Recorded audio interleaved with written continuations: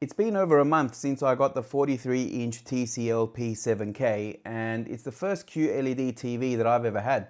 And I got this to replace my older LCD TV, which was starting to get a little bit slow, and honestly the display was lacking as it was. So I was excited with the idea of upgrading to have a much better viewing experience while I was watching movies and playing games. I also wanted something that looked nice while I was filming my setup videos, and the old TV was looking a bit dull on camera, especially towards the edges of the frame. And at first I was absolutely beside myself at just how much of an upgrade this was over my older TV, but now that I've had a chance to use it for just over a month, there are definitely some things that are worth talking about. And don't get me wrong, there is a lot that I absolutely love about this TV, but there is a few things that I don't. So I really like the QLED panel, and I still find it mind-blowing just how good this display is compared to an older TV with a backlit LCD display. And the colors, just watching movies, shows, or even YouTube videos, the visuals just pop incredibly. And gaming on PS5 has been just as stimulating. Like, the vibrancy in Ghost of Yotai made me realize how much I was missing with my older TV. And the built-in game mode does have a few fun features that lets you add things like a crosshair or even an on-screen frame counter. And it's also how you enable ALLM, and it's also equipped with preset visuals that you can flick between based on the game that you're playing. But yeah, the QLED panel, it's great. It's even better than the main TV I have in my living room, which is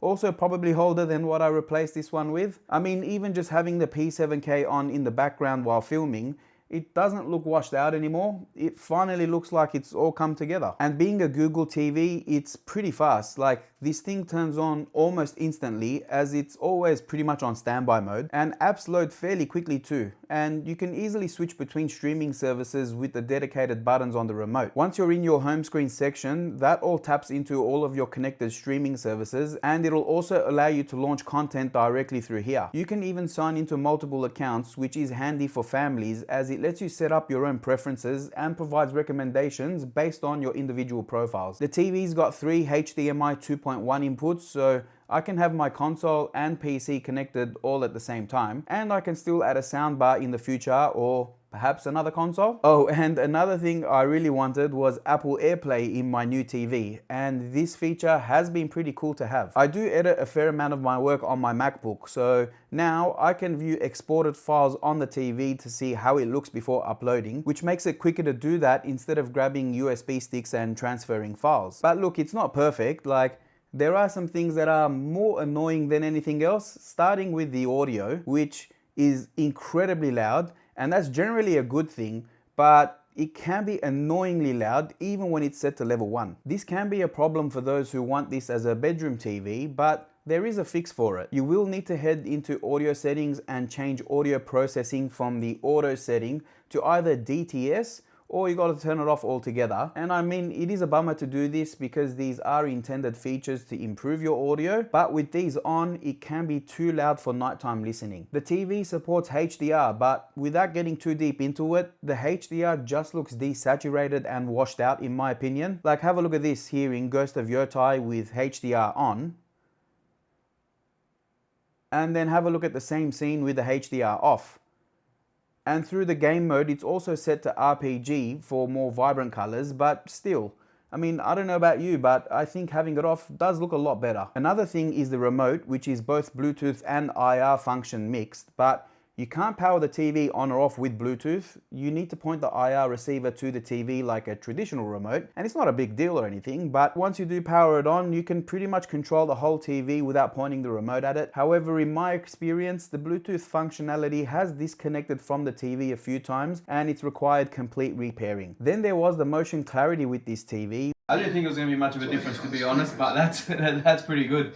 Which I was very excited about to see for the first time, because my old TV didn't have that, and the various options adds some nice smooth viewing if you do prefer to watch TV shows or movies, like as if they were filmed in 60 frames kind of thing, like a YouTube video. And again, without getting fancy, it basically creates frames between real ones for a frame boost. But screen juddering can occur very intermittently, and I guess it depends on what you're watching, because I mainly noticed it while I was watching Gotham and a few other shows on Amazon Prime. So you may need to play around with the motion clarity settings to find what works best for you. Most of the time I do now have it set to nature cinema because while the smooth motion was cool, I didn't really like the stuttering. And with it being a Google TV, you can add it to your home app to control the TV, which can be handy if you have a full smart home setup. However, at times you can see though it's set up in my app, I still can't connect to the TV. Now, that could have more to do with my 4-year-old phone than the TV itself, so that's why I'm not gonna rule this as an issue with the TV, but yeah, like I've tried unpairing, rebooting, factory resetting, I've tried everything, and sometimes it works and sometimes it doesn't. But hopefully that will change once I get the S26 Ultra next year, so stay tuned for that on the channel in 2026. And let's not forget about my favorite thing with this TV, which was the QLED badge on the side. I'm sorry, but I absolutely, well, hate is a strong word. I extremely dislike this thing, but luckily I was able to remove it with some dental floss. Anyways, after a month, there are so far only 2 things that I can say that are issues with the TV, starting with how you can no longer shut down the TV as of an update that happened about 2 weeks ago. When you long press the power button, you're only given the option to restart the TV. Even going through settings, there's no option to shut down. You must unplug or power off from the wall to turn the TV off. Now I'm putting this in the issues pile because some people may prefer to shut down the TV to save energy, and it's also handy to have in case a restart doesn't fix any bug problems that you might have. Alright, now for the real gripe that I have with this TV, and if I'd have known this in advance, I probably might not have purchased this TV, and I even considered returning it, mind you, and that problem is the VRR issue. Now, I'm covering this because I want you to know that you need to watch out for marketing creativity when looking at features on a website. And as you can see on TCL's website, I've selected the 43-inch model. Scrolling down to their ALLM section,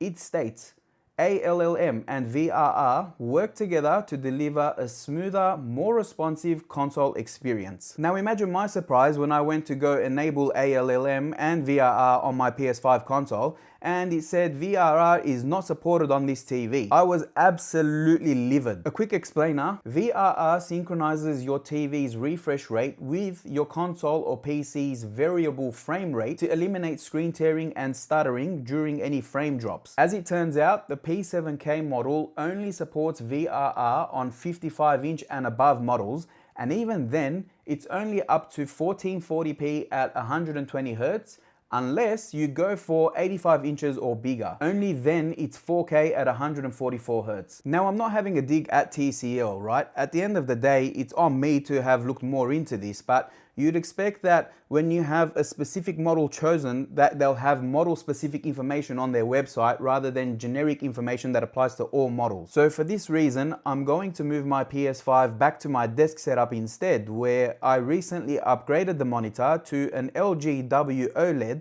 that has PS5 VRR support. I've got that video up on the channel if you want to check that out. Look, all in all, for the price, I do think that this TCL P7K is still a fantastic upgrade for anyone that does have an older, backlit LCD TV. The quantum dot LED display is genuinely incredible. And look, I mean, it's no OLED or mini LED, but it's still a very decent upgrade. Ultimately, I am glad that I kept it because discounting the VRR issue, it's still a stunning TV. And story-based games still look fantastic. The menu operation is super fast, and overall, it's a massive improvement over my old TV. Anyways, guys, that's it for this one. So if you want to see a longer term review, like say 3 months or 6 months, see what's gotten better or worse, drop that down in the comments below, and if you've got any questions, leave those below as well. Don't forget to like the video and subscribe to the channel to join our growing community. And yeah, thank you very much for watching, and I'll catch you guys on the next one.